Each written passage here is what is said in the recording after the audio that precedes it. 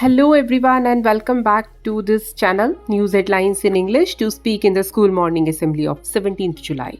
And first of all, national news. Cabinet cleared PM Dhan Dhanya Krishi Yojana with annual outlay of 24,000 crore.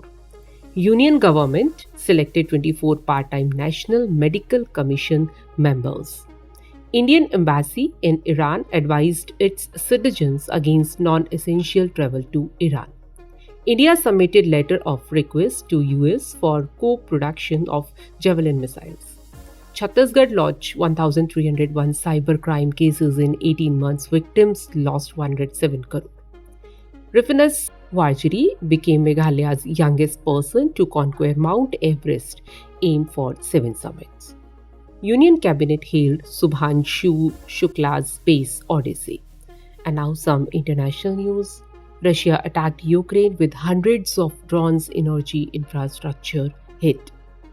Clashes resume in Syria's Druze city. Sweden, Israel vote more strikes. EU court upheld EU Parliament's decision to recover funds from Jean-Marie Le Pen. Iran Parliament ruled out resumption of US talks until preconditions are met. Now some sports news. Sindhu bowed out of Japan Open. Satvik Chirag Lakshya moved to second round. India under-9 held to draw by England under-19 in first youth test. And now news related to business. NPCI International adds 13 more banks in UPI Pay Now linkage to ease remittances. Ajay Kumar Srivastav took over as HAL Director for Engineering R&D. Services exports cut India's trade deficit by 9.4% in quarter 1.